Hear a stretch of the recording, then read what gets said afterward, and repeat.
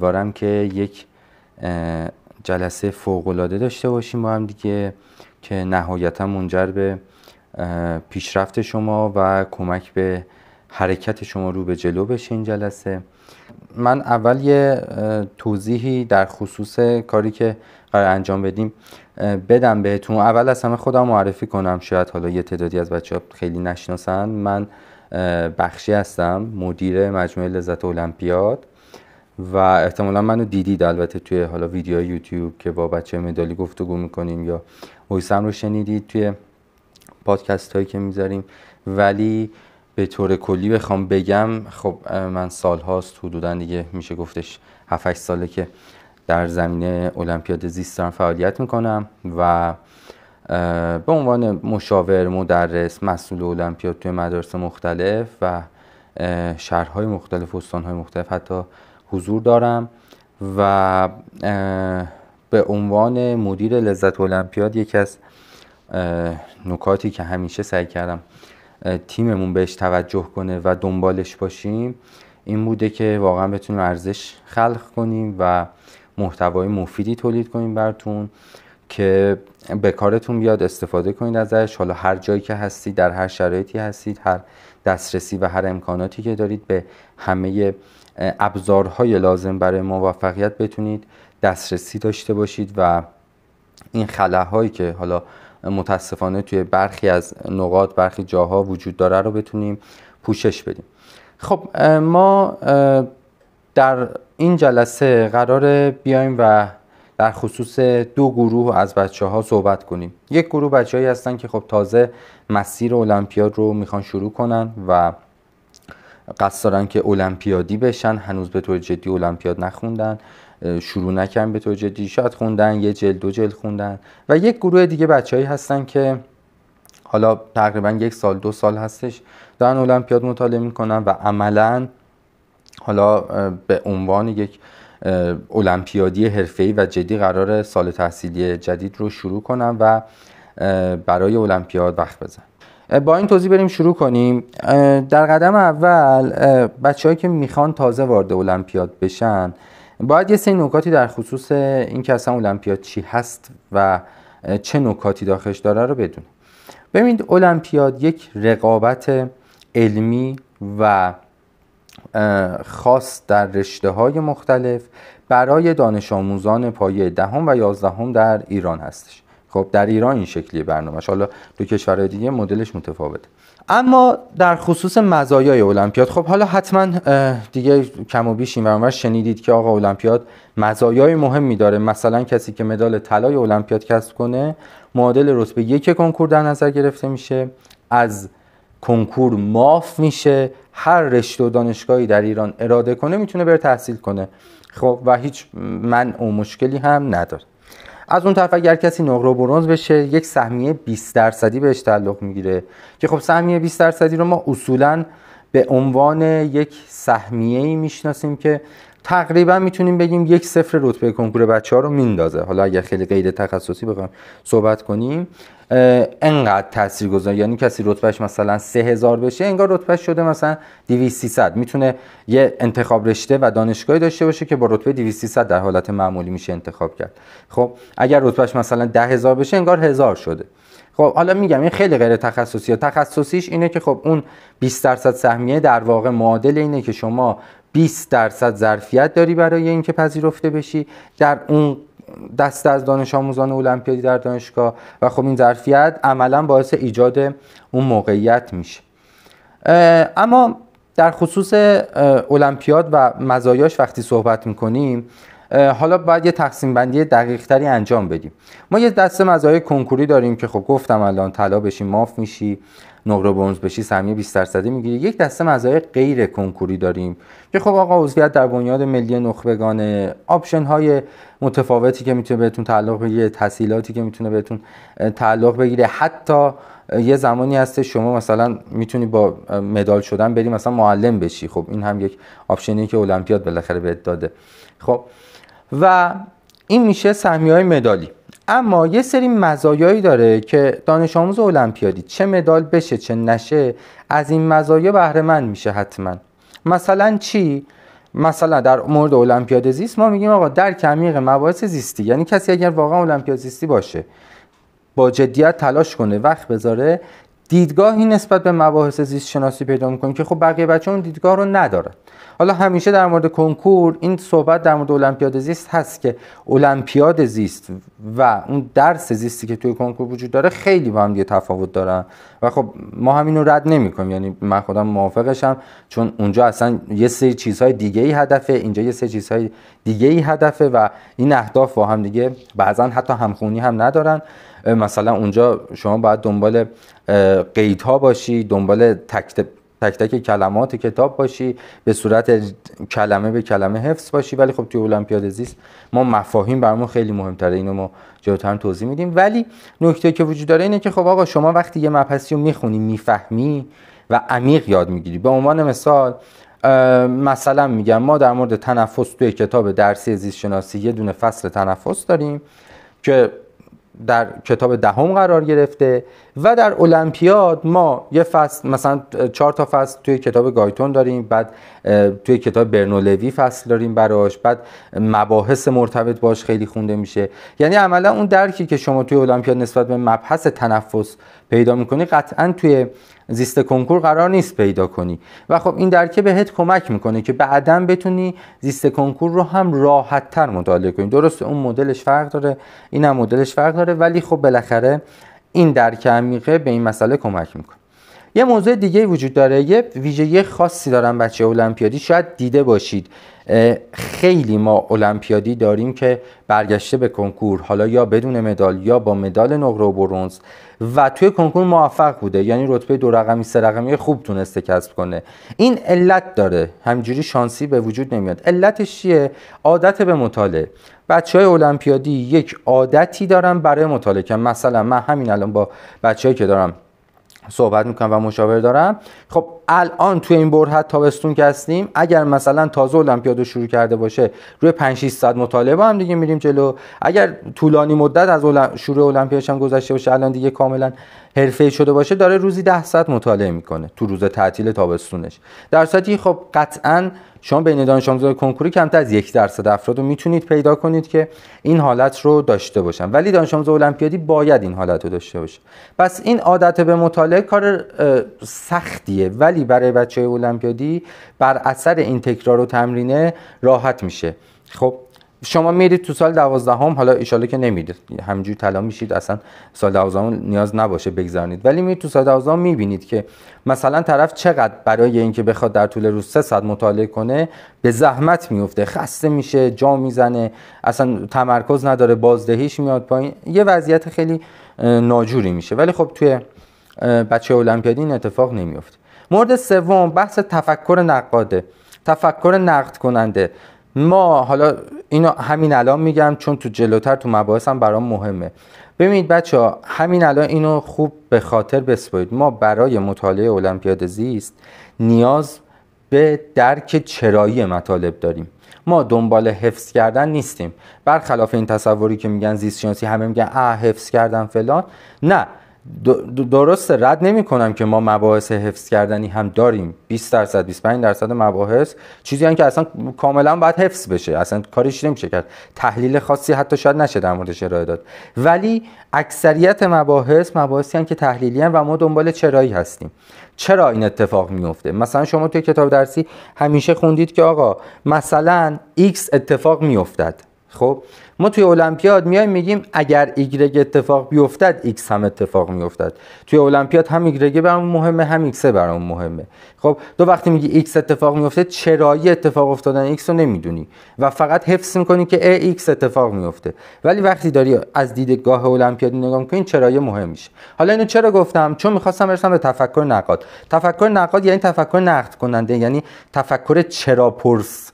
چرا این اتفاق میفته؟ و این تفکری که خب همه جای زندگیتون اصلا به دردتون میخوره، نه فقط توی تحصیلات آکادمیک و کنکور و المپیاد و غیره، همه جای زندگی به کارت میاد این که تفکر نقاد داشته باشی و تفکر نقاده که منجر به توانایی حل مسئله میشه. یک بیسی داره توانایی حل مسئله، که تفکر نقاد اون بیس. و موضوع بعدی تجربه پذیری هستش.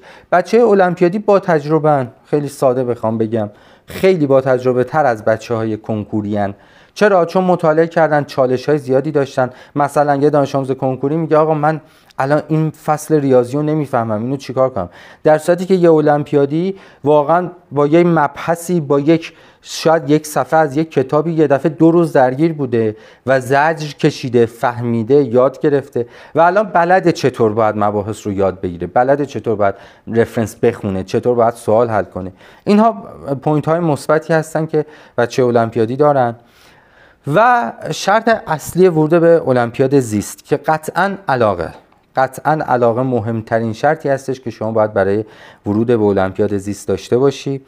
و تأکیدم روی علاقه به این دلیله که خیلی از بچه‌ها رو من دیدم که حالا به خاطر دلایل مختلف، مثلا آقا ما اپلای میکنیم میریم، ما مثلا نمیدونم خانواده‌ام مجبورمون کرده، یا نمیدونم مثلا طرف فکر میکرده به زیست علاقه داره بعد اومد دیده علاقه نداره، اومدن وارد المپیاد شدن ولی نتونستن دووم بیارن، جا زدن و رفتن بیرون. چرا؟ چون اون علاقه نبوده. ببین تو برای اینکه بشینی وسط تیر روزی 6 ساعت 7 ساعت 10 ساعت مطالعه کنی باید علاقه داشته باشی. اصلا هیچ چی نمیتونه تو رو مجبور کنه به این کار به جز کنکور، حالا که شرایطش خاصه. ولی در حالت عادی هیچ چیزی نمیتونه تو رو مجبور کنه که بخوای یک مبحثی، یک چیزی رو بشینی وسط تابستون توی یه روز تعطیل 10 ساعت روش زمان بذاری بخونی، بفهمی، یادش بگیری و بری براش سوال هم حل کنی. یعنی فقط همین نیستش که بخونی، هم باید یادش بگیری، هم بری براش سوال هم بزنی و در واقع ایراداتت هم برطرف کنی. فقط علاقه منجر به این قضیه میشه. پس علاقه برامون خیلی خیلی مهمه. حالا برگردیم در مورد مسیرهای آینده. من چون دیدم این پرسش یا آقا برای بحث دانشگاه و اینها چجوریه، خب دانشگاهشو که گفتم، در مورد بحث اپلای کردن هم خب بله، مدال المپیاد مزایا داره، مزایاش جاهای مختلف، شرایط مختلف داره، متفاوته. شما مثلا اگر بخوای یک دانشگاه خاصی اپلای کنی یا بخوای جای دیگه تحصیلات عالیه داشته باشی، باید بری یه جدول مزایایی بهت میدن، یه جدول امتیازاتی بهت میدن. اون جدول امتیازات رو بررسی کنیم. مثلا زد آقا مدال نقره المپیاد زیست مثلا 10 نمره داره. خب تو مجموع نمرات تو که بذاری کنار هم دیگه، اگر اون حد نصاب لازم رو بیاری میتونی بری توی اون دانشگاه تحصیل کنی. خب مثلا تافل انقدر نمره داره، برای همین مزایا داره. ولی اینکه من با مدال المپیاد میتونم اپلای کنم، نه. با مدال المپیاد صرفا یه مدال بگیر دستت بگی میخوام اپلای کنم، خب قبول نمیشه، چون جدول امتیازات جدول پروپیمونیه و آیتم های زیادی هم داخلش وجود داره. پس این رو حواست باشه بهش. و مسئله پایانی در مورد صحبت مقدماتی بحث سختی های المپیاده. ببینید بچه‌ها، المپیاد واقعا سخت. خب المپیاد واقعا سخته و من همیشه در جواب کسایی که میگن المپیاد سخته میگن خب زندگی هم سخته. یعنی اگر قراره که در زندگی به موفقیتی برسی باید سختی بکشی. خب حالا سختی ها انواع مختلفی دارن. یکی سختیشو مثلا توی دوران دانش آموزیش میکشه، یکی سختیشو بعدن تو دوران کارش میکشه، یکی سختیشو مثلا در کهنسالی که باید بره استراحت کنه ولی میره همچنان کار میکنه میکشه. بالاخره سختی کشیدن هستش، حالا متاسفانه یا خوشبختانه کاری نداریم. و المپیاد هم مستثنا نیست. المپیاد سخته، باید زمان زیادی بذاری، باید مطالعه کنی، باید کار کنی، باید اهل پژوهش و اهل ریسرچ باشی، باید بری خودت دنبال حل مسائل، بری سعی کنی آزمون و خطا کنی، پرسشگری کنی و به دنبال چاره اندیشی باشی و همه اینها رو داره. خب و المپیاد چه بخوایم چه نخوایم، حداقل تو کشور ما، مثل خلاف جریان رودخونه شنا کردنه. تو 2 تا انتخاب داری، یک بری بشی مثل دانش آموز کنکوری معمولی، پای کتابای کنکورت، پای کتابای تستت بخونی، سعی کلاس مدرسه‌ت هم بری، هفته به هفته بری آزمون مؤسسه فلان هم بدی، بعد مثلا بری تشریح رتبه هم بگیری، حالا رتبه‌ت هم اگه خوب باشه، دانشگاهت هم خوب باشه که دیگه فبها. ولی المپیاد این شکلی نیستش. تو داری خلاف کاری که حداقل سالی همسنای تو 600 700 هزار نفر دارن کارو میکنن، داری خلاف اون یه کاری رو انجام میدی و این همون علاقه رو میخواد، همون عشق رو میخواد و هم اون تحمل کردن سختی رو میخواد. خب تحمل سختی هم این شکلی نیستش که من بگم مثلا مثلا عذاب خیلی عجیب غریبانه، نه، سختیش از این نظره که خب تو باید یه چیزی رو فدای یه چیز دیگه ای کنی. خب و در زندگی این اتفاق زیاد میفته. حالا همیشه شاید اکثر اوقات آدم باید یه اتفاقی رو، یه موضوعی رو فدای یه موضوع دیگه کنی برای اینکه بتونه ارتقا پیدا کنه. اینجا هم تو باید تفریح تو فدای درس خوندنت کنی، بعد بیرون رفتن با دوستاتو فدای درس خوندنت کنی، باید مثلا بیرون رفتن با خانواده رو فدای درس خوندن، باید یه سری چیزها رو فدا کنی. خب حالا آیا نمیشه مثلا با وجود اونها هم نتیجه گرفت؟ چرا میشه.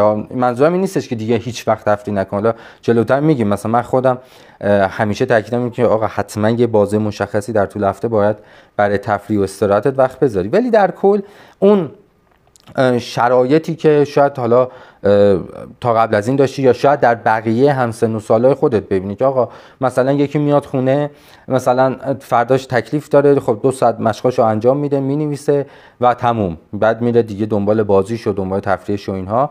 خب نه، تو المپیاد این اتفاق نمیافته. تو المپیاد ما باید کار کنیم، باید جدی وقت بذاریم و باید زحمت بکشیم واقعا برای نتیجه گرفتن. اینا رو گفتم که آگاهی بدم بهتون، نه اینکه بترسونمتون بچه‌ها، چون این اتفاق زیاد میفته که خیلی متاسفانه حالا یه سری مشاورین هستن که حتی تو المپیاد هم فعالیت ندارن، یه سری هستن خیلی میکوبن المپیاد، یه سری هستن خیلی در واقع ترغیب میکنن آدمو، جفتشون اشتباه میکنن. یه سری دیدگاهشونه که المپیاد یک میانبریه، شما کنکور نمیخونی یه میانبر میزنی با اون میری دانشگاه، در صورتی که واقعا اینجوری نیست. یعنی میانبری که تو قرار باشه روزی براش مثلا 900 10 ساعت درس بخونی قطعاً میانبر نیستش. و از اون طرف هم اونی که میترسونه هم کار اشتباه میکنه. نه آقا، این هم آدم هم اومدن نتیجه گرفتن و نتیجه هم میگیرن. در خصوص جو رقابتی المپیاد خب ما قطعا میدونیم که 40 نفر مدال میشن هر سال، ولی خب اصلا قابل مقایسه با کنکور نیست. یعنی این مقایسه که بعضا انجام میشه که خب تو کنکور تو تا رتبه 1000 بشی 2000 بشی میتونی یه دانشگاه خوب قبول بشی، در صورتی که توی المپیاد مثلا حتما باید جز 40 تا بشی. خب بله این درسته، ولی اونجا 1000 تا 2000 شدن بین مثلا 600 هزار نفره، اینجا جز 40 تا شدن بین مثلا 400 500 تا رقیب جدیه. رقیب جدی یعنی رقیبی که واقعا وقت میذاره، کار میکنه و زحمت میکشه. خب این از این. بحث بعدیمون در خصوص مراحل المپیاد. خب آزمون مرحله اول المپیاد در المپیاد زیست شناسی که آزمون تستی 5 گزینه‌ای هستش، تقریبا هم حوالی اوایل بهمن برگزار میشه. حالا قرار بود تصمیم داشتن که بیارن آذر برگزار بشه، ولی خب این اتفاق نیفتاد، بنابراین بهمن برگزار میشه مرحله اول المپیاد.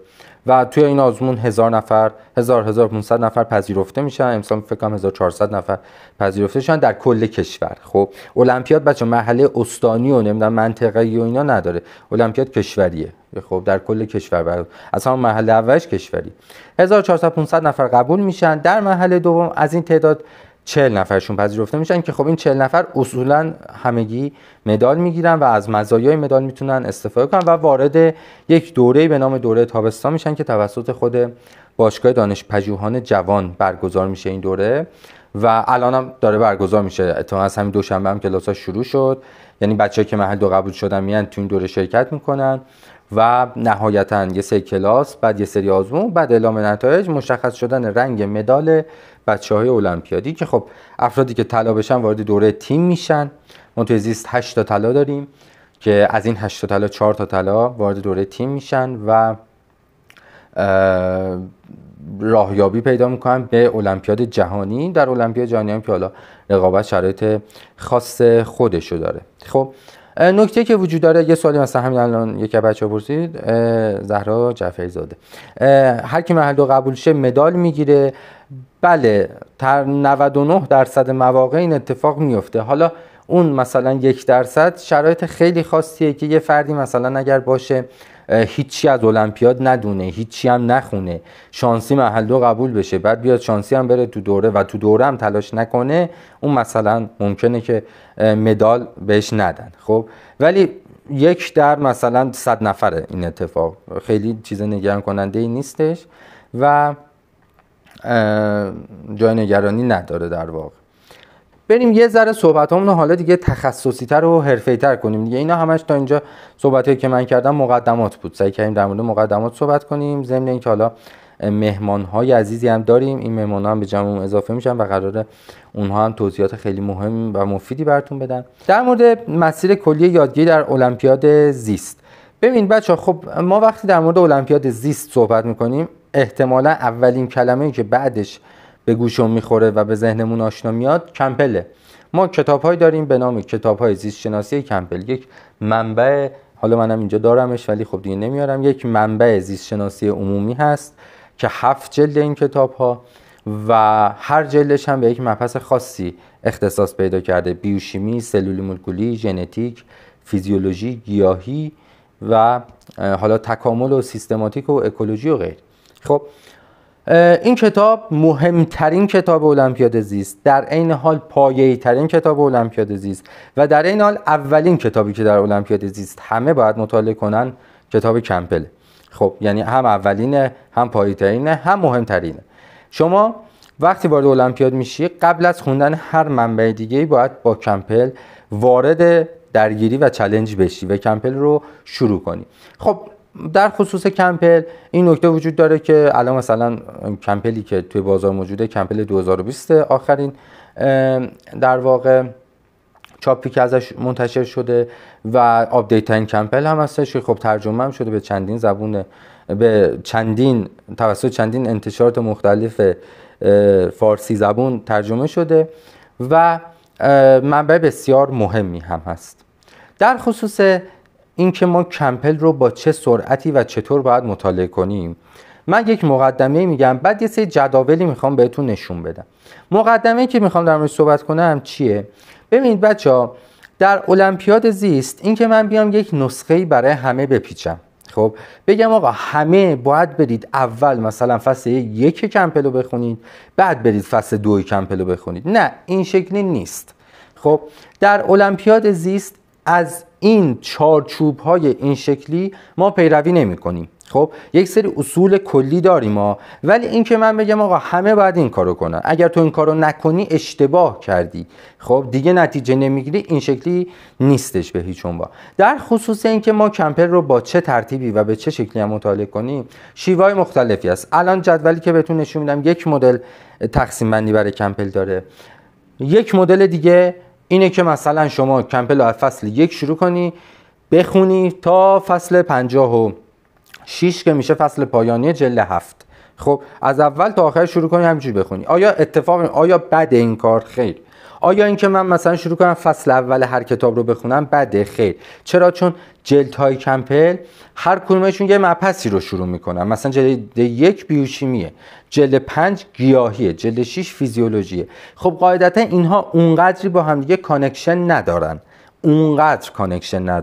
ولی مثلا من خودم توصیه که همیشه دارم اینه که آقا خیلی در مورد کمپل استراتژی که میتونه خوب باشه اینه که شما شروع کنی چند فصل اولی کمپل رو از ابتدا بخونی تا جلد مثلا 2 3 رو بتونی به پایان برسونی. خب یعنی مثلا حدودا 10-15 فصل از کمپل رو از اول شروع کنی به ترتیب بخونی. چرا این صحبت رو میکنم؟ به خاطر اینکه خب یه سری مقدماتی اینجا وجود داره و وقتی که شما کمپل رو برای اولین بار شروع میکنی یه ذره باید باهاش کلنجار بری، یه ذره لمش باید دستت بیاد و جلد 1 کمپل برای انجام این کار بهترین جلده. خب چرا؟ چون هم سطح مطالبش پایین‌تره نسبت به بقیه جلدها، هم حجم مطالبش کمتره. کلا جلد 1 کمپل 5 فصل اگر ببینید نازکترین جلد کمپله. همین که اومده یک سری مقدماتی گفته که بعداً در خوندن فیزیولوژی و مولکولی و سلولی و غیره هم به دردت میخوره. چرا؟ چون در مورد مولکول صحبت میکنه، در مورد اتم صحبت میکنه، در مورد مسائل شیمیایی که در زیست شناسی مهم هست صحبت میکنه. بنابراین این توصیه که ما میتونیم داشته باشیم. اما آیا به این معنیه که من مثلا اگر کمپل رو شروع کردم الان یه جور دیگه خوندم این اشتباه؟ خیر، اشتباه نیست. اشتباه چیزیه که منجر به عدم یادگیری تو بشه. اگر یاد گرفتی اشتباهی وجود نداره، کانکشن ایجاد میشه. کمپل رو شما قرار نیست یک بار بخونید. کمپل از الان، این حرف منو خوب به خاطر بسپر، کمپل قراره تا روز آزمون مرحله دومت کنارت باشه. خب اگر نهمی هستی تا روز محل دوم 11ام قرار کنارت باشه، اگر دهمی هستی تا روز محل دو 11ام قرار کنارت باشه، اگر 11می هم هستی تا روز محل دو 11ام قرار کنارت باشه کمپل. خب پس این نکته رو فراموش نکن. بنابراین فرقی نداره من اول گیاهی رو بخونم بعد برم مثلا فیزیولوژی بخونم، بعداً برمیگردم این ترتیب رو مثلا عوض میکنم، میام یه علمی کسب میکنم، میرم علم رو میذارم روی اون یکی مبحث پوششش میدم. خب بنابراین این چارچوب هایی که بعضا مطرح میشه که نه آقا اگر اینجوری بخونی اشتباه و اینها، نه اشتباه نداریم، بهتره که فلان کار رو انجام بدی. ما مسائل خیلی مهمتری در المپیاد داریم که اشتباهن، جلوتر میرسم بهش، اشتباهات رایج المپیادی یا در مسیر آخرین موردیه که اینجا صحبت میکنیم در موردش. خب و این رو گفتیم، حالا بریم جدول زمانی پیشنهادی برای هر پایه رو ببینیم. این جدول زمانی پیشنهادی برای هر پایه است. مثلا این پایه نهمه. خب چی گفته؟ این جدول ما خودمون رسم کردیم و بر اساس چه مدلیه بچه‌ها؟ این مدل هایی که ما درباره مدلیه که خب ازش پاسخ گرفته شده، یعنی خیلی از بچه‌ها از این شیوه رفتن نتیجه گرفتن، خیلی دیگه از شیوه دیگه رفتن نتیجه گرفتن. باز مسئله توش نیست، من اینجا یکیش رو به عنوان نمونه آوردم نشون دادم، فقط برای اینکه بتونی هدف گذاری هات رو جوری ست کنی که به این مدل های منطقی بخوره. مثلا شما اگر نهمی هستی، ما اومدیم به 3 تا بخش تقسیم کردیم برنامه تو، 3 تا 3 ماه، 3 ماه اول، 3 ماه دوم، 3 ماه سوم، یعنی تابستون، پاییز و زمستون. خب اگر از همین ابتدای کار شروع کنی، یعنی تا پایان زمستون مثلا کمپل شما قراره تموم بشه. خب چه جوری مدلش رو می‌بینی؟ مثلا فصول مختلفی که باید بخونی رو گفتیم، مثلا تو 3 ماه اول از جلد 1 فصل 2 و 3، از جلد 2 فصل 6 و 7 و 8، از جلد 3 فصل 13 و 14 و 15. خب بعد دیگه همینجوری میره جلو.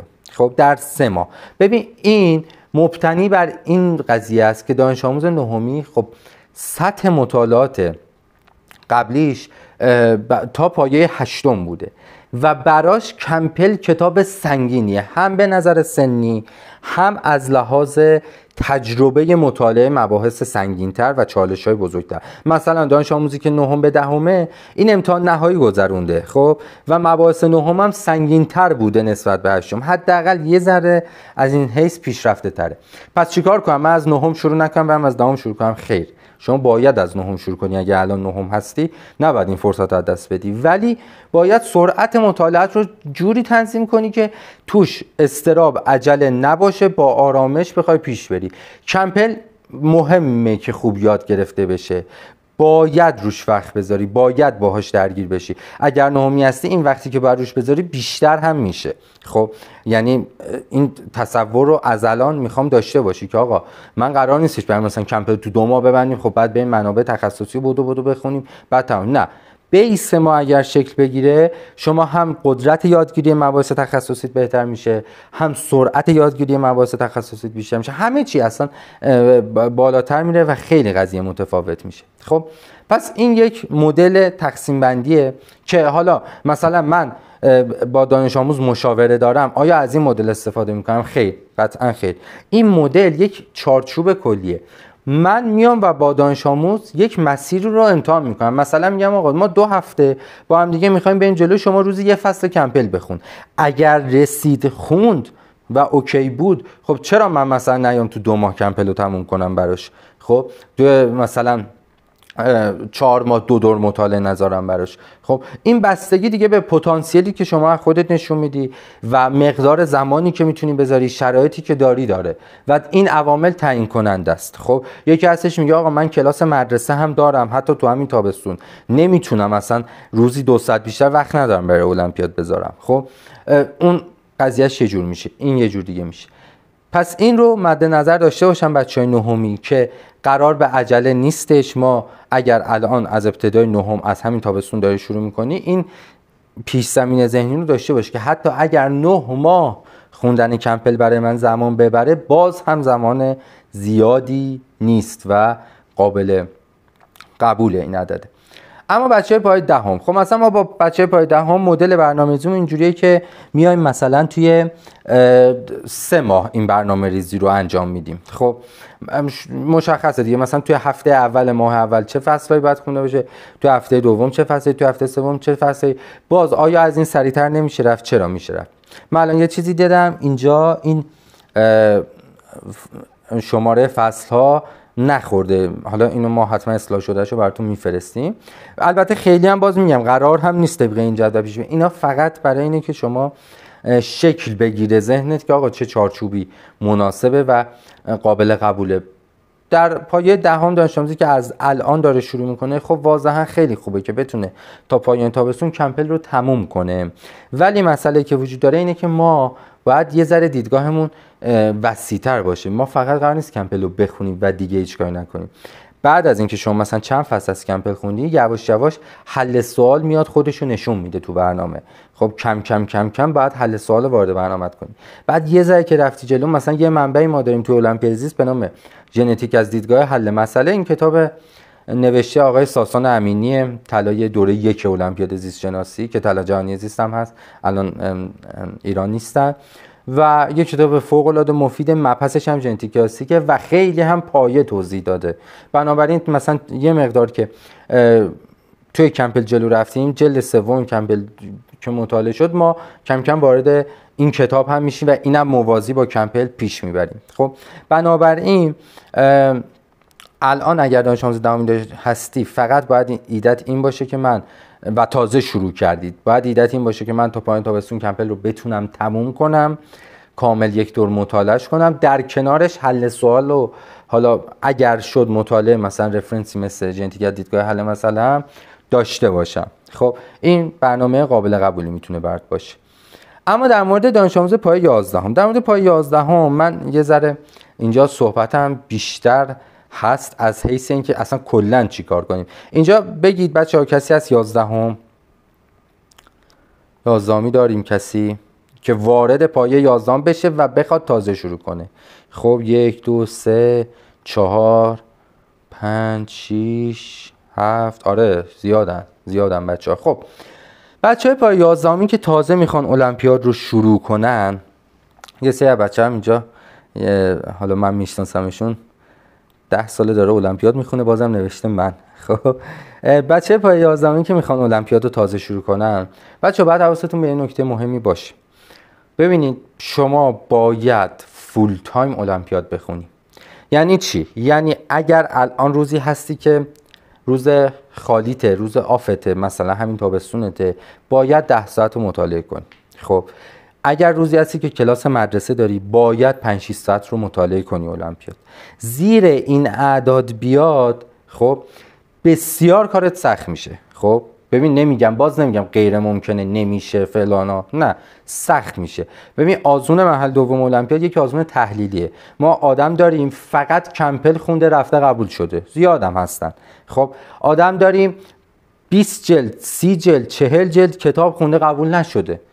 چرا؟ این از کجا میاد؟ این از این میاد که آزمون مبنای تحلیلی داره. کسی اگر درست حل سوال کنه، کمپل رو خوب خونده باشه، چند تا منبع تخصصی هم خونده باشه، میتونه. پس اگر 11 هستی، چون 11 این روزا خیلی زیاد از من میان میپرسن که من 11 ام تازه میخوام شروع کنم اصلا یا نه؟ من جوابم اینه که از نظر شواهد بخوای بررسی کنی، آیا افرادی بودن مثل من که قبول شده باشن در آزمون مرحله دوم؟ بله بودن. افرادی بودن که قبول شدن و طلا هم شدن، حتی مدال جهانی هم گرفتن. من میشناسم، 1-2 تا هم نیست، زیاده، حداقل مثلا 12 نفر میشناسم این شکل. خب از نظر شواهد میشه، از نظر حجم منابع، تعداد سوالی که باید حل کنی، مجموعه کاری که باید انجام بدی هم آیا میشه؟ باز هم جواب من بله است.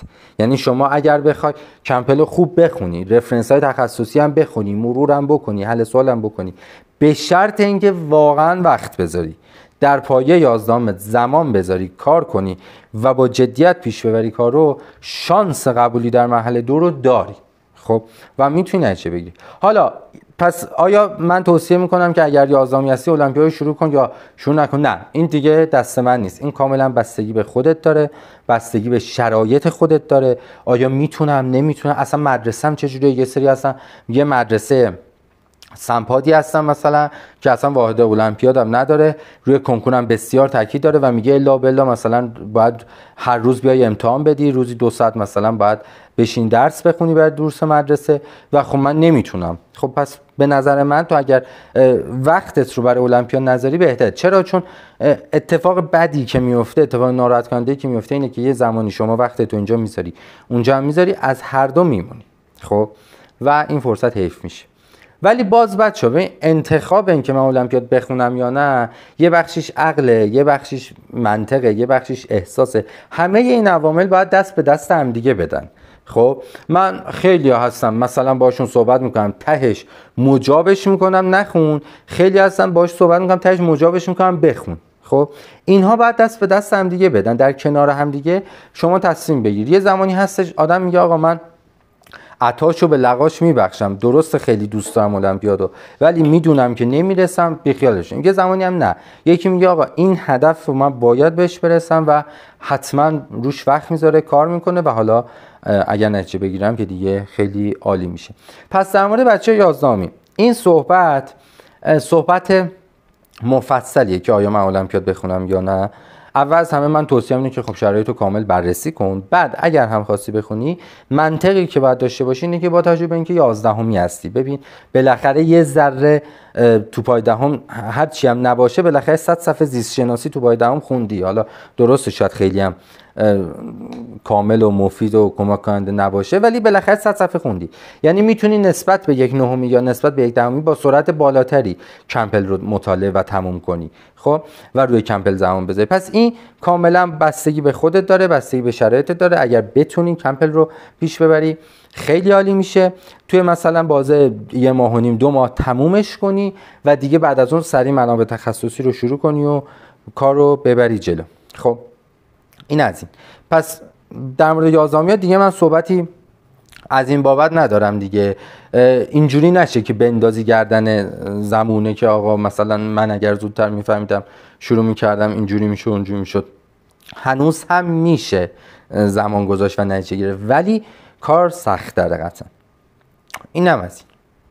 خب اینم که کامل توضیح دادیم دیگه، مفصل گفتیم. برگردیم عقب، برگردیم به قبل از این جدول‌های زمانیمون.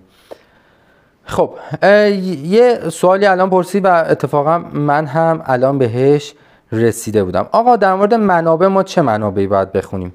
خب بچه ها ببینید اینو مجموعه‌های مختلف یه سری راهنماهای جامعی منتشر کردن، یه سری PDF های منتشر کردن که بسیار میتونه کمکت کنه در مورد اینکه چه منبعی بخونی، چه رفرنسی رو مطالعه کنی. ما هم خودمون تو لذت اینو داریم، الان هم داریم میبینیش. اینجوریه که مثلا اومدیم برای هر مبحثی به طور جزئی گفتیم که آقا مثلا برای یه ذره برم جلوتر کمپلاشو رد کنم، مثلا برای بیوشیمی من باید چی بخونم، برای مثلا فیزیولوژی باید چی بخونم. ببین مثلا اینجا برای بیوشیمی خب نوشتیم بیوشیمی لنجر، بعد اولویت اولش چیه، اولویت دومش چیه، بعد مثلا بیوشیمی استرایی رو داریم، بعد کتاب ووتن ووت رو داریم. یعنی این منابع به این شکل قرار گرفت. نکته که وجود داره اینه که ببینید بچه‌ها خیلی از این لیست منابعی که میبینید متاسفانه اومدن تمام مواردی که میتونه در المپیاد خونده بشه رو نوشتن. خب و این باعث شده که یه دفعه یه حجم خیلی زیادی به نظر برسه و یه چیز خیلی وحشتناکی به چشم بیاد. حتی ما هم خودمون توی این لیست منابعمون این کارو کردیم حالا متاسفانه. خب نکته که هستش اینه که مثلا من خودم برای اینکه این خلل رو جبران کنم یه کاری کردم. توی این ویدیوهای یوتیوبی که ما میذاریم اومدم با بچهای مدال آور، بچهای که خودشون مسیر طی کردن و موفق بودن و الان دارن اون مبحث رو تدریس میکنن، در مورد اون مبحث صحبت کردم و سوال پرسیدم که آقا مثلا تو برای بیوشیم پیشنهادت چیه؟ مثلا لنجر خوبه، استرار باید بخونیم یا نه، مثلا فلان چیزو چیکار کنیم. و این یک راهنمای خیلی کاملی شده، یک راهنمایی که بدور از اغراقه، یعنی بدور از اینه که فقط بخوام یه سری منابع بنویسیم، از اون میتونی استفاده کنی. و همچنین حالا در خصوص خوندن هر منبع تا حدودی اولویت‌های اول مشخصه. من همیشه یه استراتژی کلی که میگم اینه که آقا شما منابعی که اولویت اول دارن، مثلا تو بیوشیمی خب تقریبا شما هر جا سرچ کنی، هر کانالی رو وا کنی، گفته آقا لنینجر اولویت اوله. شما لنینجر رو بخون، اگر به مشکل خوردی میتونی مثلا بری سراغ اولویت دوم بشی. خب این استراتژیه که بعضی جاها جواب میده، باز همه جا ممکنه پاسخگو نباشه و نیاز به چکشکاری داشته باشه قطعا، ولی خب به هر حال میتونه استراتژی مهمی باشه. این پس در مورد لیست منابع که آقا منابعی که باید بخونیم چی هست اصلا و به چه شکل باید مطالعه بشه. از این که بگذریم، بیایم اینجا سراغ روش های مطالعه مباحث مختلف بریم. ببین بچه، ما نه برای هر دانش آموز نه برای هر مبحثی نمیتونیم یک نسخه کلی بپیچیم که آقا شما باید اینو حتما به این روش بخونی. یکی هستش مثلا با هایلایت کردن اوکیه، یکی هستش مثلا با خلاصه نویسی اوکیه، ولی خب یک اصول کلی وجود داره. مثلا در مورد کمپل من توصیه‌ام اینه که تا جایی که نیاز نشده خلاصه نویسی نکن. خب چرا؟ چون آقا کمپل رو قراره بعداً دوباره بخونی و خلاصه نوشته عملا یه وقت اضافی ازت میگه. به جاش نوت برداری کن. مثلا یه صفحه کمپل رو میخونی، یه خط مهم توش میبینی، این نکته طلاییه ها، اینو میری تو همون کتاب مینویسی، دفعه بعدی که خواستی دوباره کمپل بخونی دوباره میبینیش. خب این مثلا در خصوص کمپل. ولی خب مثلا کمپل هم یه جایی هستش یه صفحه‌ای از کتابو که اومده چیزهای مختلف گفته، تو میتونی یه نوتی بنویسی، یه جدولی براش بنویسی و خیلی خلاصه وار و خیلی درست حسابی اون رو به خاطر بسپاری. مثلا در مورد هورمون‌های گیاهی همیشه من این مثالو میزنم که آقا این جدولی که برای خود مینویسی بر اساس توضیحات کمپل و بعدن حالا توضیحات رفرنس های دیگه هم میای روش اضافه میکنی، این جدول فوق العاده است و میتونه اصلا نجاتت بده توی مطالعه مثلا هورمون‌های گیاهی. خب پس در مورد کمپل توصیه کلی من اینه که نوت برداری کار خوبیه، خلاصه نویسی کار خوبی نیست. از هایلایت کردن و کارهای این شکلی بیش از حد خودداری کن، چون بعدن که میخوای کتاب بخونی اگر کثیف شده باشه و هم هایلایت باشه همش، خیلی چیز خوبی در نمیاد و یه فرمت به هم ریخته ایجاد میکنه. بعد در خصوص منابع تخصصی هر کدومشون شرایط خاص خودشون دارن. مثلا لنینجر یک کتابیه که متنش بسیار سنگینه، یعنی یکی از سنگین ترین متون رو بین کتاب‌های المپیاد زیستی و اصلا کتاب‌های علمی حتی کتاب لنینجر داره، هم مبحثش سخته هم متنش سنگینه. خب در مورد لنینجر من مثلا توصیه که دارم اینه که آقا لنینجر رو باید باهاش درگیر بشی، باید بخونی، بعد بری سرچ کنی، بعد بیای دوباره ایراداتتو برطرف کنی، بری مثلا فرمولش رو اثبات کنی، فرمولی اگر داده، بعد بری مثلا براش سوال حل کنی. برای گایتو مثلا باید بیای کتاب رو که میخونی روی نمودارهاش خیلی مانور بدی. هر کدومشون یه سری داستانهای خاص خودشون رو دارن، یک سری شرایط این شکلی دارن. بنابراین این که ما بخوایم یک در واقع صحبت کلی داشته باشیم و یک نسخه کلی این شکلی داشته باشیم شاید خیلی جوابگو نباشه. خب ولی چیزی که هست بچه‌ها، همیشه در مورد روش‌های مطالعه شما خیلی باید روی خودتون کار کنید تا مدل مخصوص خودتون رو بهش برسید.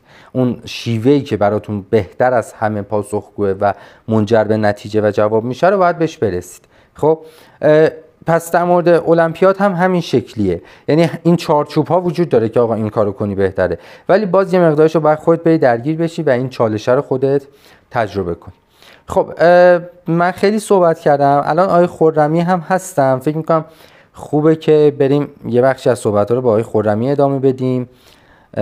آقای خرمی، امیر خرمی مدال برنز المپیاد زیست هستش و فارغ التحصیل حلی 1 بوده، الان هم در حال حاضر دانشجوی پزشکی هستن. میخواستیم که با شما در خصوص بچه‌هایی صحبت کنیم که در شروع راه قرار دارند و الان میخوان المپیاد رو شروع کنن، یا حالا مثلا یه مدت زمان کوتاهی که شروع کردن و یه چند جلد کمپلی شاید مطالعه کردن. این بچه‌ها باید حواسشون به چه چیزایی باشه، چه چالش‌هایی پیش رو دارن، چه نکات مهمی رو باید مد نظر قرار بدن، چه برنامه‌ریزی باید داشته باشن. اینو ممنون میشم یه مقدار برامون باز کنیم.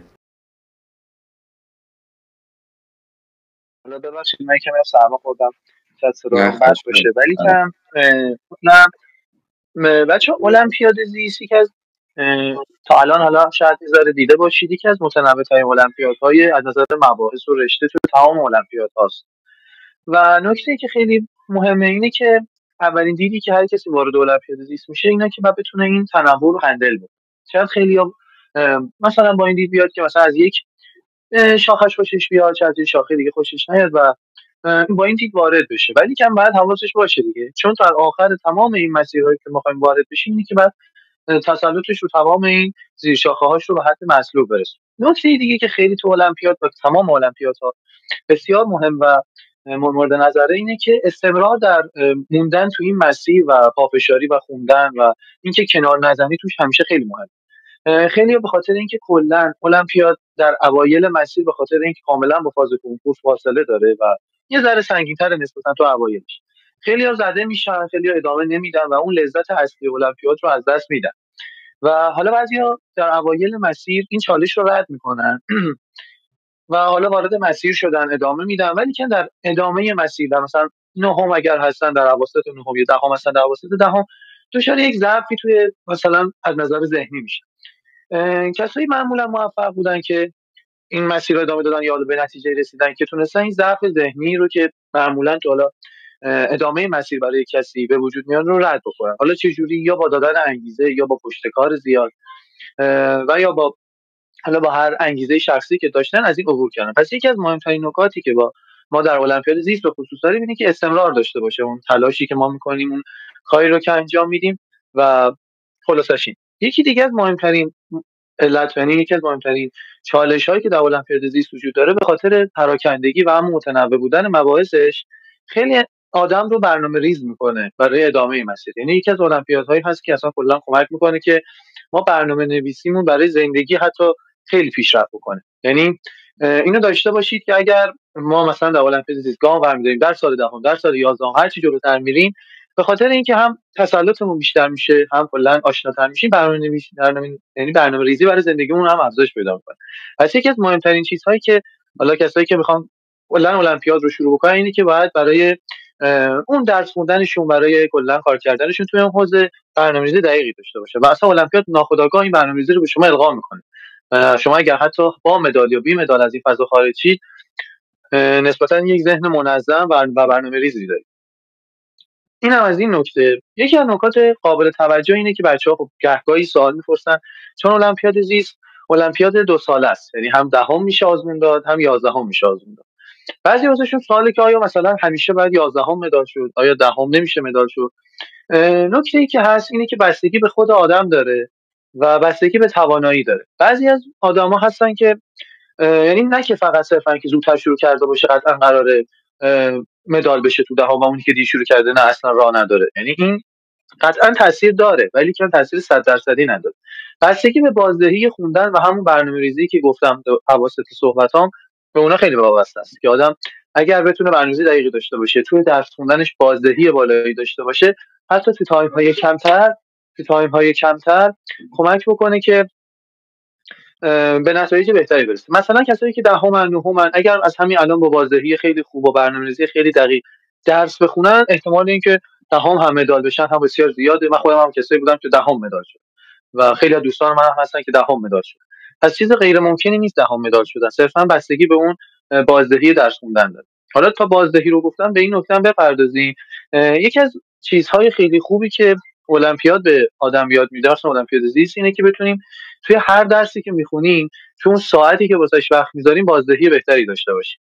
چون شما مطالب درستون زیاده، خیلی کمک میکنه. یعنی از الان اگر کار بکنید که رو هر چیزی که میخونید بازدهیش بیشتر باشه، تایم شما رو برای مرور کردن، برای بازگشتن و از اول و دوباره تورق سریعی که انجام بدید رو کمتر میکنه. پس برنامه‌ریزی، بازده بالا، همه اینا تاثیرهای خیلی خوبی میذاره که شما نتیجه که مطلوب نظرتون هست و مطلوب واسهتون به زودتر برسید. پس اینم بابت این که دهم آیا میشه مدال شد یا نه، که یه چیز خیلی ممکنیه. میگم بستگی کاملا به خودتون داره، بستگی تواناییاتون. بعضی هستن که حتی با بازدهی خوب، شاید بازدهی خوب، تایم زیاد، دهم مدال نمیشن و اونا هم نباید ناراحت باشن. ما بیشتر اساتیدی که داریم معمولا 11 به اون مدال خودشون رسیدن یا طلا شدن، که اون هم برمیگرده به اینکه تجربهشون بیشتر میشه، برمیگرده به اینکه همون برنامه‌ریزی رو دقیق‌تر انجام میدن و برمیگرده به اینکه تسلطشون رو منابع خیلی زیاد شد. پس اگر هم کسی مثلا در ادامه مسیر المپیادش در دهم هم به نتیجه نرسید، خب اصلا نباید مثلا فاز ناراحتی بگیره، بگه خب نه دیگه تمام شد دیگه مولف بدید. نه، معمولا اصلا هدف اصلی ما 11 ولی کن دهم هم غیر ممکن نیست، چون میگم باز بستگی به آدمش و توانایی‌اش دیگه. آقای بخشی حالا باز می‌خواید شما ذره بحث رو جلو ببرید، من بهتون نکته اگر باشه اضافه. ممنونم ازت همین که جان، توضیحاتت کامل بود و دقیق همه چی. یه سوالی که حالا من الان سوالات بچه‌ام داشتم نگاه می‌کردم، بچه‌ای که تازه میخوان المپیاد رو شروع کنن میپرسن اینه که آقا ما اصلا این مدل المپیاد خوندنمون باید چطوری باشه؟ یعنی من الان مثلا کمپل گذاشتم جلوم و میخوام شروع کنم بخونمش. خب حالا من یه توضیح دادم که آقا ما روش‌های مختلفی داریم، ولی خود اون روشه، مثلا آقا من پاراگراف به پاراگراف بخونم حفظ کنم برم جلو، یا نه روی یه صفحه مثلا زوم کنم مرور کنم، چیکار کنم در حین مطالعه کمپل؟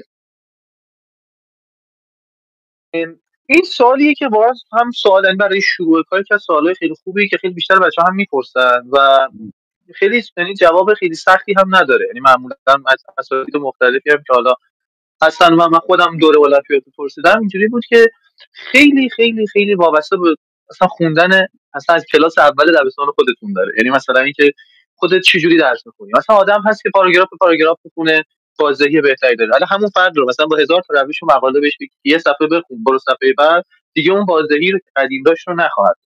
یعنی که شما تو بار اول خوندن کمپلتون صرفا باید کلنجار برید که روش مورد مطالعه خودتون رو پیدا بکنید. یا مثلا یه بار بشین پاراگراف پاراگراف بخون، یه بار حفظ بکن، یه بار صفحه بزن، یه بار اول سریع بخون، برای بار دوم سرمایه‌گذاری اصلی رو بکن که مطالب رو تفهیم کنی و ببین کدوم روش بهتر جواب میده. چون هر آدمی به خاطر اینکه حالا از همون اوایل تدریسش، همون اول دبستان به یه روشی درس خونده و یه روشی حالا شاید هنوز خودش هم ندونه چه روشیه، ولی چون همونجوری صورت ذاتی مطابق میکنه میخونه، اون روش خودش ناخودآگاه کار میکنه.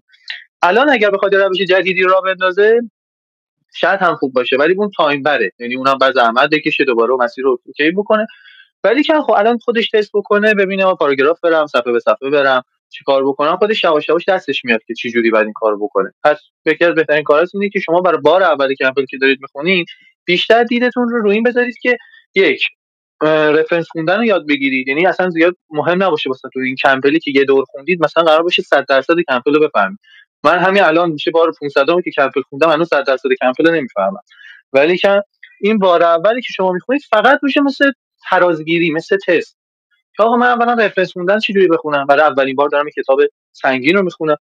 دوم اینکه آقا من برای کتابای رفرنس‌های سنگین‌تر مثل لنینجر و گایتون یه روش انتخابی برای مطالعه با همین کمپلی که فرضاً کتاب عمومیه پیاده بکنم که رو کتابای دیگه راحت‌تر کار بکنم و تایم هر ساعتم رو تنظیم بکنم. آقا مطلب اگر اکولوژیه، چون کتاب اکولوژی و کتاب عمومیه دیگه، اکولوژی دارم میخونم رو کمپل، ببینم دنده اکولوژی خوندنم با دنده فیزیو خوندنم فرق میکنه، اینم دستم بیاد. خلاصه میگم بار اول خوندن کمپل رو خیلی بذارن رو ترازگیری و آشنایی خودشون با رفرنس. اگر بتونن به اینا دقت بکنن، چون ماشاءالله کتابم سنگینه، یکی دو تا صفحه نیست، 1000 تا صفحه رو میخونن تاش مثلا تو اون جلد 6 فرد یهو خوندن دستش بیاد. و اگر این قدر دیگه دست هر کسی بیاد دیگه راحت میتونه، اگر داشته 500 تایم داشته برای یه چیزی راحت میشه روی 100 تا و همون 5 ساعت اگر 10% چیزی میفهمه الان وارد شده رو 80% درک. این چیزی بود که حالا به ذهنم الان رسید. خیلی عالی، ممنونم ازت، کامل و دقیق جواب دادی. خب من دیدم که آقای فریدونی هم به جمعمون اضافه شدن. ببین خب من اول یه معرفی کنم. آقای فریدونی مدال برنز المپیاد زیست شناسی، مدال نقره المپیاد سالهای بنیادی هستند و در خدمتش هستیم.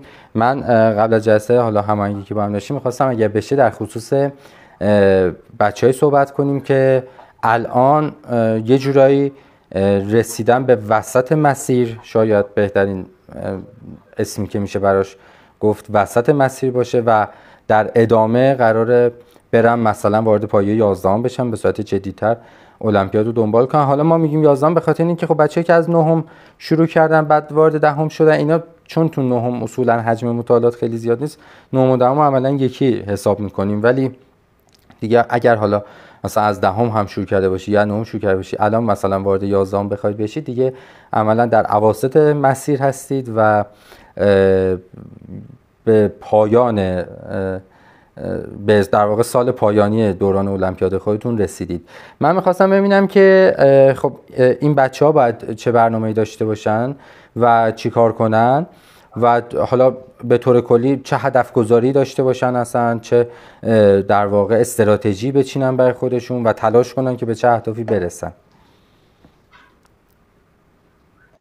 خب درسته، خیلی ممنون بابت قسمت معارفه و اینکه خیلی خوشحالم که من امروز حضور دارم بین بچه‌ها. قطعا بین بچه‌ها افرادی هستن که حالا به میزان متفاوتی نگرانی بینشون وجود داره، کم و زیاد. یعنی اگه برنامه که بچه‌ها رو کامل درک میکنم، تا حدی دروغ نگفتم، با اینکه الان چند ساله از عمر المپیادی خودم میگذره و الان دیگه وارد فاز دانشجویی شدم، ولی بازم به این معنی نیست که بچه‌ها رو نتونم درک کنم و دغدغه‌شون رو حس نکنم. چون خودم شخصا خیلی دوست دارم بین بچه‌ها باشم، باهاشون در ارتباط باشم و اینکه خیلی چیزا رو از خود بچه‌ها من همچنین میگم، من یه سری چیزا به بچه‌ها یاد میدم، خیلی چیزا ازشون یاد میگیرم و چیزی که من تا حالا بچه‌ها یاد گرفتم خیلی زیاد بوده، چه لحاظ علمی واقعا میگم. یعنی اتفاقا دوست قبلیمون آقای خرمی خیلی حرفای زیبایی اشاره کردن در این مورد که سطح آدم واقعا تو 11 خیلی میره بالا و واقعا میتونم بگم که وقتی سر کلاس 11 ها که وارد میشم، نه که مثلا 10 ها سطحشون فرق بکنه خیلی یا نه، حتی بچه درجه 10 هم معمولا خب با کمپل شروع کردن یا شروع کرده بودن و تازه به مدرک تخصصی وارد شدن، خیلی بود علمیشون بالاست. ولی نگرانی که شما میفرمایید حالا طبیعیه، چه میخواد فرد 9 باشه، چه میخواد 10 باشه، چه 11 نگرانی در هر مقطع سنی طبیعیه. و خب من این نگرانی رو چیکار بکنم؟ این استرس، این وسواسه، خصوصا بین بچه‌ها من خیلی بعضا وسواس می‌بینم و این وسواسه وابسته به جنس هم نیست، اینکه مثلا بخوایم تفکیک بکنیم بچه‌ها رو از این بابت. اول راجع این وسواسه من میتونم صحبت کنم یه مقدار اگه اجازه بدین؟ بله حتما. خیلی خب، شاید این خیلی ممنونم بابت این قضیه وسواس. ببینید بچه‌ها، وسواس تا حدی، حالا من متأسفانه پیغام وبکم نمیتونم بدم که باهاتون یه مقدار بیشتر ارتباط برقرار کنم، ولی به طور کلی میگم ببینید وسواس در هر وهله و در هر مرحله طبیعیه. خب تا حدیش طبیعیه، ولی یه نکته‌ای وجود داره و اون نکته هم اینه که من یه باری تست بکنم. الان شد. خب سلام مجدد به همه دوستان، وقت همتون بخیر باشه و امیدوارم که از وبینار استفاده بکنید. ببینید بچه‌ها، راجع به قضیه وسواس من یه مقدار بهتون توضیح بدم. اگه بخوایم از بعد روانشناسی به قضیه وسواس مطالعاتی نگاه کنیم، وسواس میتونه شامل درصد آزمونتون باشه، میتونه شامل ساعت مطالعاتیتون باشه و خیلی هم ممکنه حسش نکنید ولی اذیتتون بکنه از این بابت. کاری که میتونیم انجام بدیم برای این چیه؟ مهم‌ترین کار اینه که ما یه روتین برنامه‌ای داشته باشیم، مثل همین روتینی که بخشی محبت کردم براتون اینجا گذاشتن اینجا، مثلا جدول زمان پیشنهادی، یا مثلا شما یه سری هدف گذاری داشته باشین اول هفته یا روز به روز، فرق نمیکنه، وابسته به خودتونه. خب بهترین شخص برای این که به شما بگه چیکار کنید خودتونید، خود شمایید. یعنی مثلا چه من، چه ایکس، چه فلانی، چه هر استاد دیگری، درسته که یه میزان خیلی زیادی با پشتشون تجربه و استعداد و دانش هست، ولی اول بچه‌ها صادق باشین و اول خود شمایید که تصمیم میگیرید به چه روشی پیش برید. و این وسط مهم اینه که مثلا توسط چه افرادی کمک میشید. پارت مهمش اینجاست که خب مثلا الان براتون برنامه مثلا آوردن اینجا، با شما این 7 مسیر رو دارید نگاه میکنید، این مسیر رو سرسری نگذرید ازش. خب سعی کنید تا جایی که ممکنه پیادهش بکنید. مطمئن باشید که پشت این مثلا 7 مسیری که آقای براتون براتون آوردن پشتش تجربه است، کوده‌واری از تجربه است و شما نتیجه رو میگیرید. پس واسه وسواس خیلی مهم اینه که شما رو استمرار و رو نظمتون در واقع تسلط داشته باشید. ببینید یه بحثی از خیلی الان من تو چیزای ورزشی میبینم میگن دیسیپلین. یه کلمه آشنایی دیگه به گوشتون خورده حتما، درست میگم؟ یه تایید بدید ببینم کیا هستن چقدر در مورد این واژه شنیدین. یه ذره با شما ارتباط برقرار کنید. دیسیپلین بگید ببینم هر کی اصلا کسی دوست داشته صحبت کنه من در خدمتش هستم. اگه آقای بخشی اجازه بدن اگه کسی دوست داشته صحبت کنه در این بازه یا دوست دارین بنویسید من ببینم. آره ببینم کسی هست از دوستان. یکی از دوستان آقای بخشی اگه محبت کنید بزنین صداشون رو بشنوین خیلی خوشحال میشم.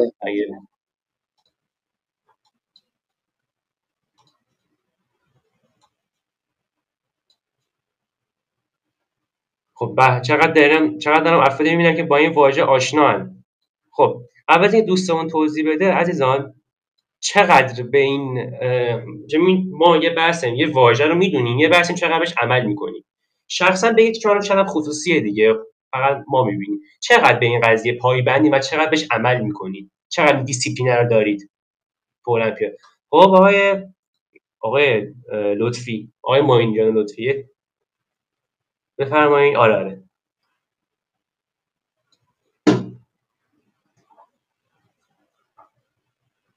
سلام وقتتون بخیر. سلام وقت شما هم بخیر. صدای بنده رو داری؟ بله عالی بفرمایید. حدودا یکی دو سالی هم هست که دارم المپیاد حالا کار میکنم. الان در مورد دیسیپلین صحبت کنیم. آره یه توضیح مختصر بهمون بده که بچه‌ها باش آشنا بشن چون مثلا بچه‌ها نمیدونن و من یه چیز کوتاه راجعش بعدش بگم. بفرمایید شما. درسته. خب دیسیپلین تا اونجایی که من میدونم اینه که مثلا آدم یه هدفی داره، یه برنامه‌ای برای خودش در نظر گرفته، به اون برنامه پایبند باشه. حالا اگرچه خیلی روزا مثلا شاید اون برنامه درست پیش نره، از 100% 20 یا 30% پیش بره، ولی خب حداقل باشه همون 20-30% و بچه‌ها مثلا جا نزنن. درسته. بچه‌ها من یه عدد براتون می‌نویسم در تکمیل توضیحات آقای لطفی عزیز. این عدد چیه من نوشتم؟ خیلی ممنونم ازتون، کدتون واقعا کامل بود. یعنی من چیزی در خور اضافه کردن نمی‌بینم. اگه بازم صحبتی دارین در خدمت. هیچی ممنون. خواهش می‌کنم. بچه‌ها این عددی براتون نوشتم فرض کنید روزهای هفته است. روز اول هفته شنبه شما مثلا 80% بازدهی دارید. روز بعد شما مثلا 60%، بعدش 50%، بعدش 20%، 30% تا مثلا 70%. بچه‌ها اون مفهوم استمرار، اون مفهوم کانسیستنسی، اونی که شما رو موفقیت میرسونه اینه. شما دلیل نداره روزانه هر روز مثلا تو بهترین حالتتون مثلا به عنوان مثلا 10 ساعت مطالعه کافی داشته باشید، مطالعه با بازده عالی داشته باشید. همین که شما این استمرار رو حفظ کنید خیلی شما رو جلو میندازه و یه بخشی از این داستانی که شما رو عقب میتونه بندازه وسواس فکری است که آقا من امروز خوب مطالعه نکردم. مثلا من که هر روز پتانسیلم 12 ساعت بوده امروز 8 ساعت مطالعه کردم. خب اگه من بشینم الان تو این بازه از وجدان بگیرم صرفا برشم بازده کاری که انجام دادم کم کردم، به خودم آسیب ذهنی رسوندم، آسیب فکری رسوندم. این صحبتی بود که من خیلی حس می‌کردم بین بچه‌ها جریان داره. باز اگر جناب بخشی یا بچه‌ها سوال دارن من در خدمتتون هستم.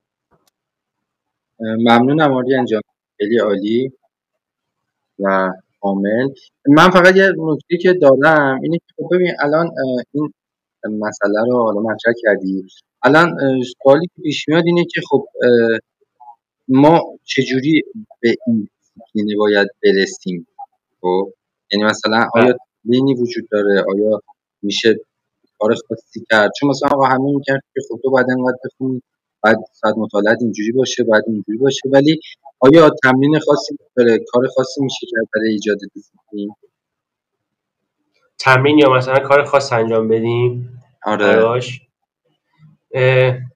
بهترین کار واسه این که ما بتونیم تو خودمون دیسیپلین رو ایجاد بکنیم خب اینه که ما به یه شناخت و درک از خودمون برسیم، یه پایه، یه سری مقررات، یه بیسی برای خودمون بذاریم که آقا من الان تو پایه‌ای ترین حالت، تو بدترین حالتم این بازه و این عملکرد و این ساعت مطالعاتی دارم. حالا مثلا من تو بازه المپیادش دارم میگم دیسیپلین فقط تو درس خوندن، تو ورزش کردن هم هست، توی هر چیزی که شما تصور بکنید هست. ولی حالا مثلا واسه بازی المپیاد ما یه حالت پایه برای خودم تعریف میکنم، میگم این بیس و پایه منه. حالا هر چقدر بتونم روز به روز به این اضافه میکنم. یه روز نتونستم اضافه کنم، همون مثلا اندازه پایه رو میرم با یه خورده بیشتر.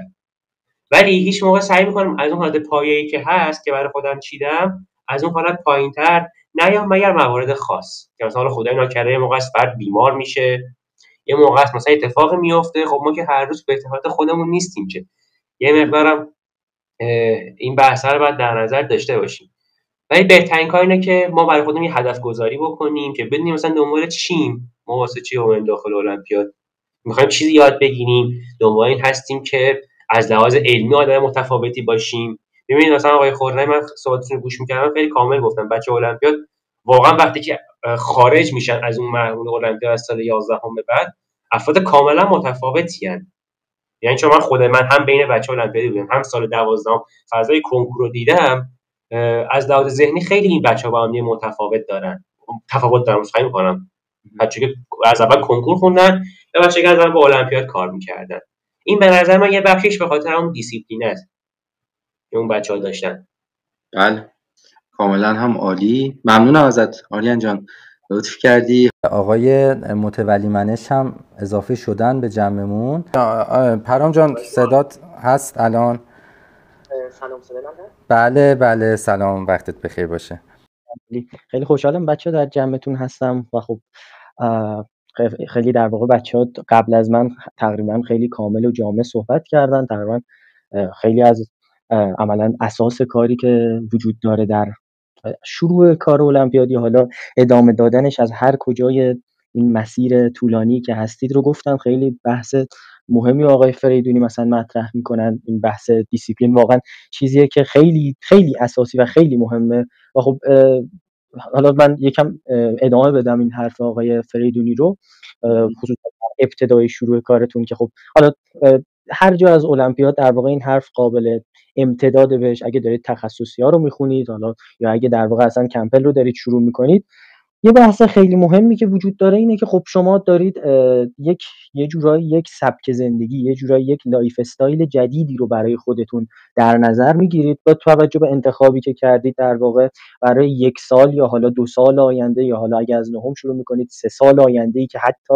به صورت حداکثر 3 سال میتونه طول بکشه اگه از نهم شروع میکنید. به هر حال که از زندگیتونه در واقع شما یک سبک زندگی رو انتخاب کردید که المپیاد باید باش درآمیخته باشه، یعنی یه جوری مثل شغل شما هستش. به همین خاطر خیلی مهمه که بچه‌ها زندگی کنید واقعا المپیاد رو. یعنی علیرغم حالا همین صحبت که به هیچ عنوان حالا باید سعی کنید که بازی که مثلا هیچ کاری نکردید نباشه، حفظ کنید این ثبات رو. خیلی این بحث مهمیه. علاوه بر این باید خب بهتون خوش هم سعی کنید واقعا بگذره بچه‌ها. حالا این نیست که شما وظیفتونه که مثلا باید این میزان رو ببرید جلو. این دیدگاه خوبیه، خیلی در واقع نیاز دارید به این دیسیپلین که اینطوری باشید که آقا من یه همچین وظیفه‌ای دارم که ببرمش جلو، ولی نه انقدر سخت و در واقع غیر منعطف. شما بچه‌ها تا حد خوبی باید لذت هم ببرید در کنار این مسیر چند ساله‌ای که دارید. خب این لذت بردن میتونه با حالا برنامه‌ریزی که انجام میدید، با ترکیباتی که از درساتون حالا میچینید، حالا بسته به هر فردی. خب دانش آموزای مختلفی من دیدم که خب سبکای مختلفی داشتن، ولی خب مثلا یه سری از بچه‌ها هستن که خیلی تعداد کتابای کمی رو مثلا با هم میخونن. مثلا اگه کمپل میخونه فقط مثلا 2 تا جلدشو داره با هم میخونه، یا مثلا اگه داره تخصصی‌ها رو میخونه بیوشیمی مثلا مولکولی با هم میخوره، یا مثلا میخونه. مثلا بچه‌های دیگه‌ای هم بودند که مثلا 3-4 تا کتاب، بعضن 5 تا کتاب مثلا در روز با هم میدیدی که مثلا بازهای 2 ساعت 2 ساعته داره میره سراغ اینا. حالا شما باید اون حدی که در واقع برای خودتون مثلا اون صلاح، اون ایدئالی که برای خودتون پیدا میکنید رو ببینید که مثلا تعداد کتابی که من در روز باید بخونم، اون تغییر مبحثی که مثلا توی مطالعه روزانم داشته باشم. خب به هر حال شاید بچه‌ها 10 ساعت نشستن پای یک مبحث کار چیزی نباشه که برای همه بچه‌ها مناسب باشه. باز میگم شاید کسی باشه که بگه که اینطوری راحت‌تره، ولی حتما توصیه میکنم که بچه‌ها حتی اگه که حالا تا یه قسمت از مسیر رو اومدید جلوتر، باز هم این امتحان کردنش در واقع چیز بدی نیست که ببینید که آقا من اگه مثلا تعداد متفاوتی از کتاب رو در روز بخونم چه تأثیری داره روی کار من، ببینم کدوم رو در ادامه بیشتر به سبک من میخوره، کدوم بیشتر بهم خوش گذشت. چرا؟ چون بچه قراره در واقع سبک زندگی شما باشه این حالت. خب میتونید بچه حالا این ترکیبی که میچینید رو یه جوری بچینید که خب نه روزاتون خیلی سخت باشه. آقا مثلا برای من بیوشیمی و مثلا اکولوژی درس سختی، خب من دو تا سختمو نذارم توی یه روز که مثلا یک روز خیلی سخت داشته باشم، فرداش برای من دو تا روز مثلا فردام روز ساده یه، امروز روز سختیه. مثلا ترکیبو یه جوری بچینید که هر روزتون یک روز در واقع لذت بخش و عادی باشه براتون، یک روز پر استرس نداشته باشید که من چرا انقدر کم مثلا دارم پیشروی میکنم. بچه تا حد خوبی هم حالا در قبال حالا اون بحث وسواسی که پیش اومد، حالا عزیزان تقریبا خیلی کامل عملا همه بحثی که بود رو گفتم. اما من بخوام چیزی اضافه کنم بهش، حقیقتا چیزی که بتونم بگم اینه که خب یه سری از بچه‌ها یه سری مبحث خب طبعا برای هر کی متفاوته. یه سری مبحث‌ها خب من توشون نقطه قوتم حساب میکنم این درس خاصو، یه سری رو نقطه ضعفم حساب میکنم و خب پیشروی من با توجه به پیش زمینه‌ای که توی اون درس دارم خب متفاوته. این خیلی وقتا شاید ببینید آقا من چه بیوشیمی مثلا دارم، حالا خیلی با بیوشیمی مثلا بیوشیمی الزاما برای همه درس سختی نیست این چون اولین جلدت خیلی اولین مثال میاد جلو. مثلا برای من درس سختیه، مثلا من چرا گیاهیمو دارم در ساعت 15 است مثلا، چه عدد کاملا رندوم در ساعت اینقدر میخونم و مثلا این یکی رو دارم 8 صفحه میخونم چون اینقدر کمه. خب اینطوریه که واقعا شما یه سری نقطه قوت دارید و یک سری نقطه ضعف دارید. خب اینا میتونه اثر هم رو بپوشونه بچه‌ها. شاید خب اون کتابی که داری مطالعه میکنی برای بیوشیمیت هم شاید مثلا کتاب سخت‌تری باشه. بچه‌ها کنار بیاد با این قضیه که آقا من دارم 8 صفحه میرم جلو، ولی بچه‌ها نکنید این 8 صفحه رو مثلا 16 صفحه‌ای که تو گیاهی میخونید چون من بعد با این سرعت بیام جلو. بچه‌ها اولویت یک شما در المپیاد بعد این باشه که من عمق مطلبی که دارم میخونم رو متوجه بشم. حالا بماند که بچه‌ها حالا خصوصا در مورد کتاب‌های تخصصی باز بچه‌ای که کمپل میخونن کمتر، ولی تخصصی خوندن یک لول سختیش اضافه میشه که شما یک مقداری از مطلبی که ممکنه باهاش روبرو بشی الزاما مرتبط به المپیادت نیست. این هم حالا بچه‌ای که تخصصی میخونن یا میخوان برن سراغ تخصصی، این هم یک هنریه در مطالعه که شما باید آروم آروم، اشکال نداره اولش گیج بشی، آروم آروم این هم مثل کمپل خوندن دستت میاد، این هنر رو هم مسلط میشی که آقا احتمالاً این نکته‌ای که اینجا داره میگه چندان به المپیاد من بستگی نداره، پس نمیخواد خیلی به اون عمق ببخشه. مثلا یه بحث خیلی تخصصیه که مثلا دیگه مثلا داره در مورد انواع دستگاه‌های مثلا فلان تکنیک مولکولی صحبت میکنه که خب شما بیشتر با اصل تکنیک کار داری، نه مثلا اینکه چه دستگاهی مثلا چطوری کار میکنه مثلا.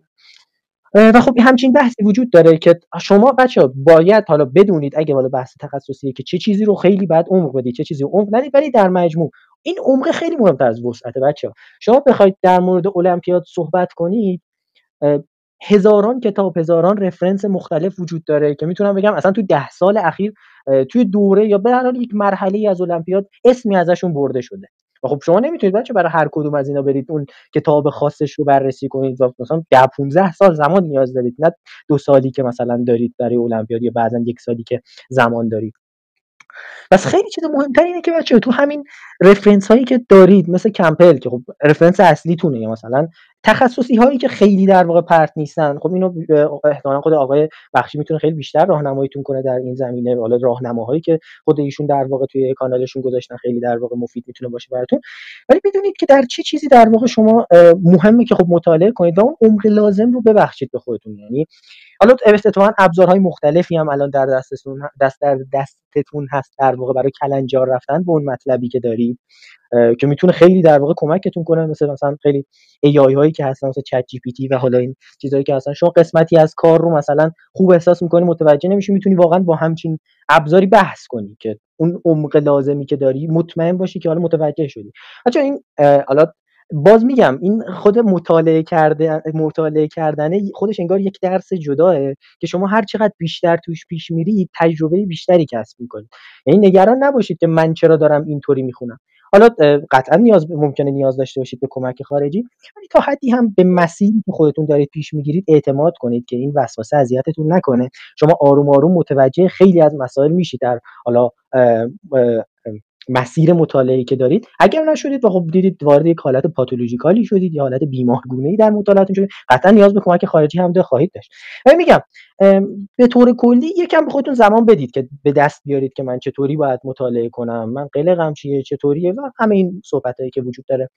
و آره میگم خیلی این عمق خیلی مهم‌تره. این که شما اگه مثلا کم مطالعه کردی ولی خیلی خوب اون مطلبی که رفتی و متوجه شده باشی خیلی مهم‌تره. یعنی سرعت رو، حالا میگم این دقیقاً نقطه مقابل اون وسواسی بود که حالا مطرح کردید، ولی میگم هیچ وقت سرعت رو در واقع اضافه نکنید اگه قراره که از میزان فهمی که در واقع قرار داشته باشید از اون مطلب کم کنید. این تعادلیه در واقع. حالا من در خدمت هستم اگه سوال دیگه‌ای باشه حتما. خیلی هم عالی، ممنونم ازت پرهام جان.